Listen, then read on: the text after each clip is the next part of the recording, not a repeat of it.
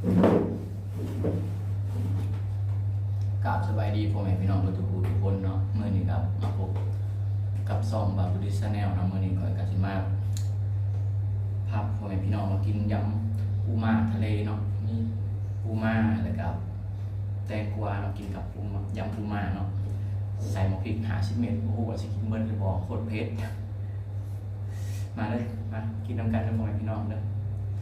บ่เอาลายยายห่างเลยมากินกัน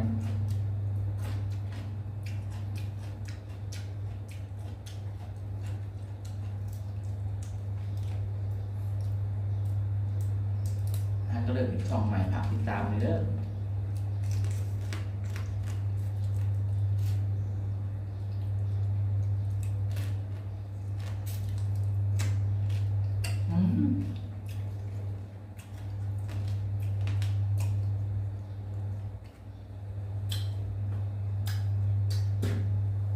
น้องมาขับทำไมพี่น้องทั้งวันทั้งเพชร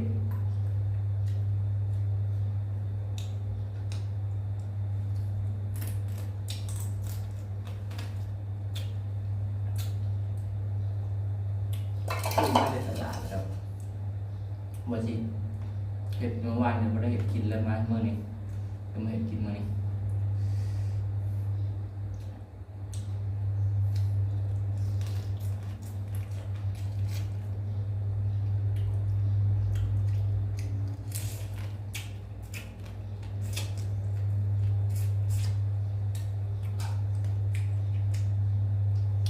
คำใหญ่ๆเนาะกว่าครับ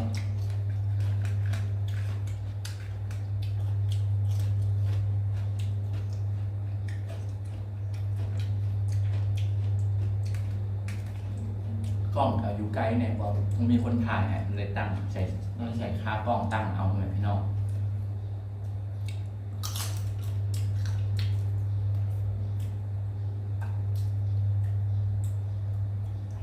มันเลยอยากจะเห็นมันชัดเจนมาเลย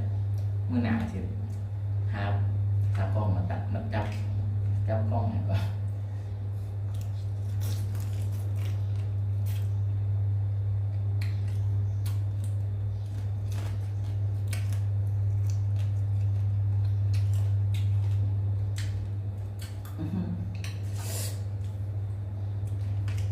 หวานเจี๊ยบพี่น้อง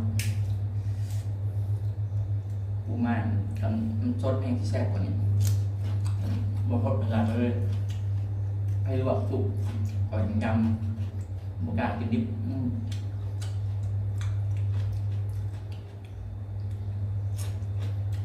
เปิดมาหัดลาวโอ้โหจับมือ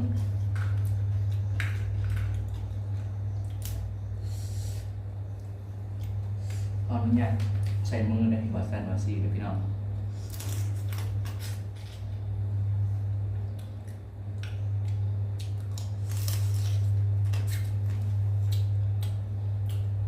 เมื่อนี้อากาศหนาวเป็นหนาวเลยอยู่ลาวเนี่ยเย็นลมแทะลมหวาน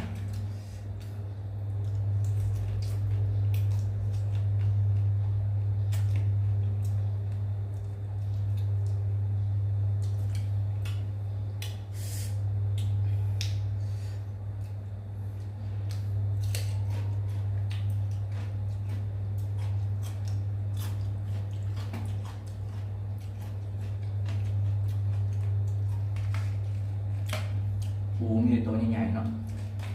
มีกล้ามใหญ่ๆเลยปู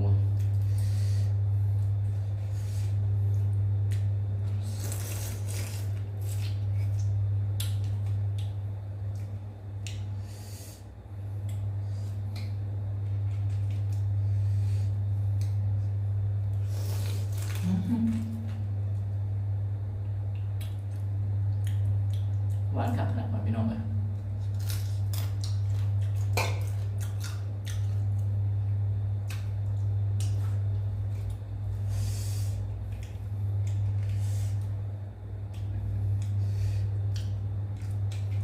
เห็นคลิปมันได้ลงไปไม่ได้ลง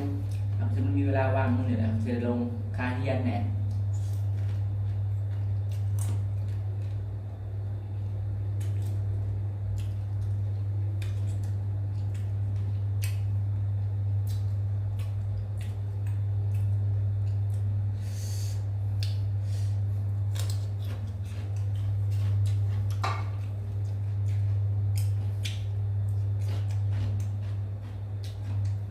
ครับ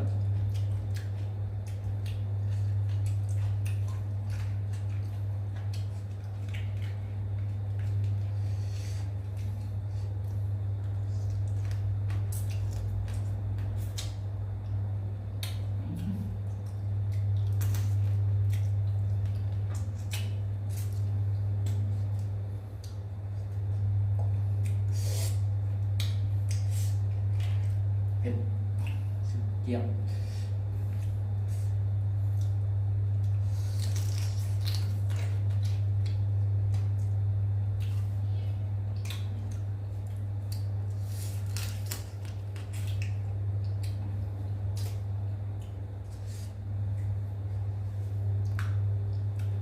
อากาศเป็นใจหนาว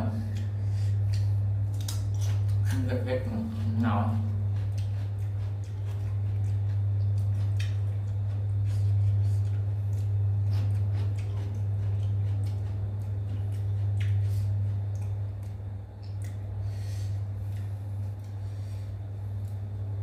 หนาวใกล้สิเบิดเดือนนี่นะสิเศร้าหนาวแล้ว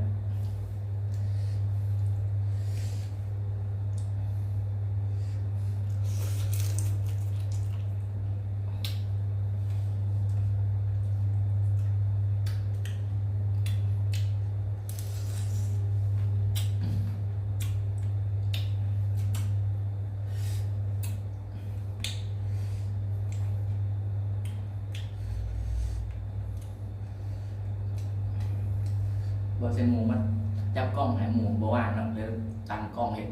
อัดคลิปเพลงเลย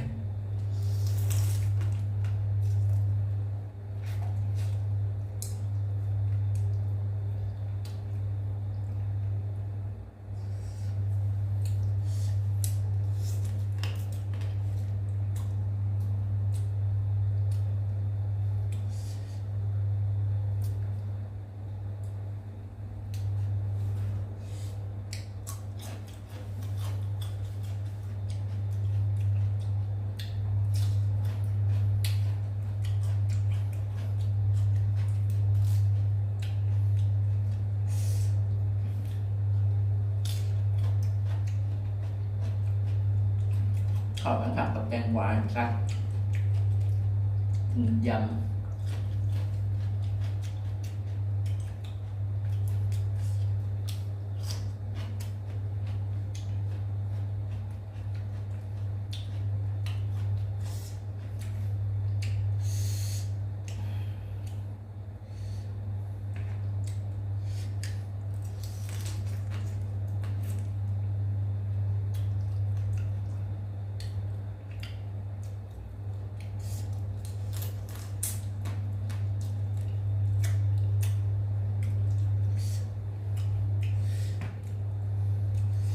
เมื่อไหร่พาไปเบิ่งบรรยากาศที่ถมนาเนาะแล้วงานอะไรมันร่ม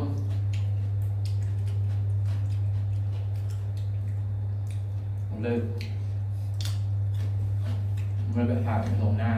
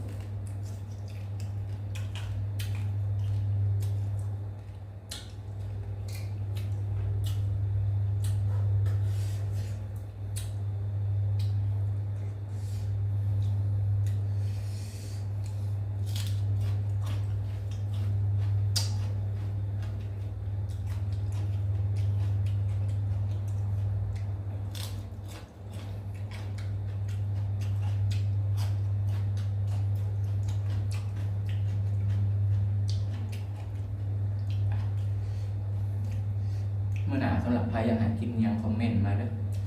เดี๋ยวที่จัดตามคำขอของ FC เลย